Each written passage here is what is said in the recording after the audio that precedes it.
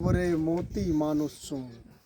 अभी हम जिनके पास खड़े हैं, जब जिस समय हम छोटे थे उसी समय से इनका सानिध्य प्राप्त है, लेकिन आज मौका है, ये जनप्रतिनिधि हैं और हम बेबाकी पत्रकारिता की जो बात आपसे विश्वास दिलाए थे उसके लिए हम इनसे आज सवाल करेंगे।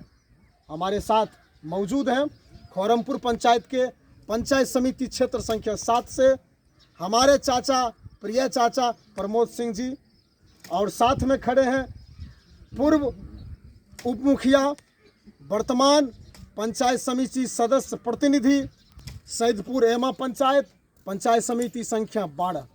बहुत बहुत बधाई आप दोनों का। लेकिन एक शिकायत है, मटिहानी प्रखंड भ्रष्टाचार का अड्डा बना हुआ है। मटिहानी प्रखंड में जब से विश्वनाथ सिंह जी प्रमुख बने हैं, लोग कहता है कि पुराना घोड़ा बूढ़ा घोड़ा। इसके बारे में आपका क्या कहना है? क्या विश्वनाथ सिंह जी के आने से प्रखंड के प्रखंड विकास पदाधिकारी हो, सीओ साहब हो, उनकी बात नहीं चलती है, वो लोग मनमानी करते हैं, मतलब अफसरशाही हो गया है? क्या इसके बारे में आपका क्या कहना है? सर अब पहला से बेसी घूसखोरी हो रहा है ब्लॉक में, पहला से बेसी अफसरशाही। इनका कुछ चपरासी में बात मानता है। एक काम कीजिए, अविश्वास प्रस्ताव ला के, मुझे जहाँ तक जानकारी है मटिहानी प्रखंड में 20 पंचायत समिति सदस्य हैं, अविश्वास प्रस्ताव लाइए और प्रमुख साहब को चुनाव में बेदखल कीजिए। आपसे ये जानना चाहते हैं क्या आपके नज़र में क्या है, क्योंकि प्रखंड प्रमुख के चुनाव में राजनीति होता है, कोई विरोध में होते हैं, कोई समर्थन में होते हैं, इसलिए कि पंचायत समिति सदस्य चुन के आते हैं, वो चुनाव करते हैं। क्या लगता है विश्वनाथ सिंह जी के आने से जनता में जो विश्वास होना चाहिए था वो बरकरार है? देखिए, छोटा जनप्रतिनिधि जो होता है उसका उतना दबदबा अफसर लोग नहीं मानता है, और अफसरशाही था। महागठबंधन के सरकार में अफसरशाही था, है अभी भी। धीरे धीरे ये अब ख़त्म हो जाएगा। रहा बात प्रमुख का, तो प्रमुख पुराने विचार के आदमी हैं। अभी चाहिए नया युग का तामझाम वाला, वो अपना सहूलियत से सब काम लेना चाहते हैं। भ्रष्टाचार है इसमें कहीं दो राय, लेकिन प्रमुख का कहीं कोई लेना देना नहीं है। प्रमुख साहब हर समय प्रयास करते हैं कि पब्लिक का काम पूरा प्रखंड में सही रूप से हो, हमारे विभाग का काम, हमारी समिति का काम जो भी है सब सही ढंग से हो, किसी तरह का दिक्कत नहीं हो।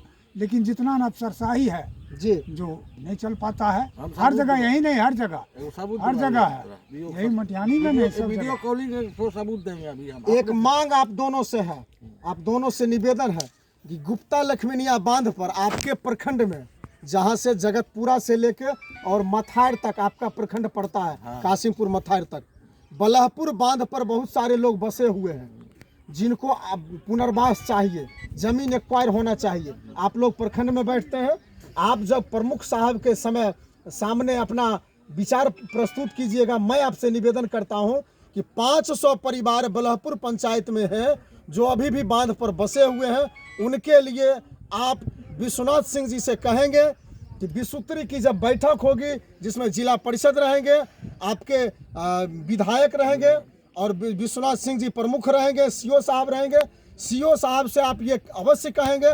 मैं दोनों प्रतिनिधि से यही निवेदन करता हूं कि उन लोगों को अविलंब जल्द से जल्द जमीन मुहैया करा के उनको बास दिलवाया जाए। इसके लिए क्योंकि पंचायत समिति जो होते हैं वो पूरे प्रखंड का ध्यान उनके ऊपर रहता है। आपका क्षेत्र सैदपुर एमा क्षेत्र नहीं है, आपका क्षेत्र खोरमपुर पंचायत ही निहित नहीं है, आपका क्षेत्र पूरे क्षेत्र है। इसलिए आपसे यही निवेदन है कि आप इसमें क्या क्या आश्वासन देते हैं उन लोगों के लिए?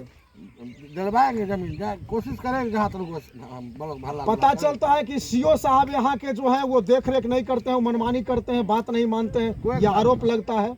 क्या लगता है?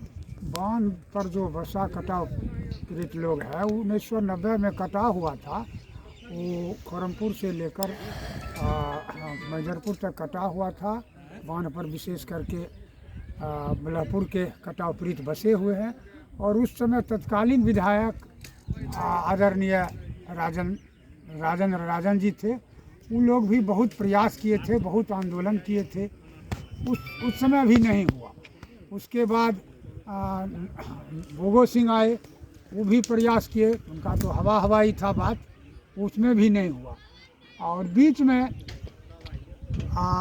जिला परिषद अंजनी सिंह थे पिछले टर्म से, उससे पहले में उनके वाइफ थे, वो लोग उस बीच में थोड़ा अपना प्रयास करके नया गांव के कुछ लोगों को, लपटोलिया कहा जाता है, हंसपुर हाई स्कूल के नज़दीक बसाया गया। वो ज़मीन एक्वायर हो गया था लेकिन बसाया गया, इन लोग जबरदस्ती लोग जा करके बसा दिए। तिरमोहानी पर वाले लोग को भी बसा दिए, हाँ मोहम्मद बसा दिए। उसके बाद अभी भी जो प्रक्रिया है सो नहीं हुआ है, पूरा नहीं हुआ। इसमें तो सीओ साहब दोषी है, डीसीएलआर साहब दोषी है, एकदम हमारे प्रतिनिधि संबंधित जो पदाधिकारी हैं अंचल में सीओ और जिला में डीसीएलआर, दोषी इसमें ये लोग हैं।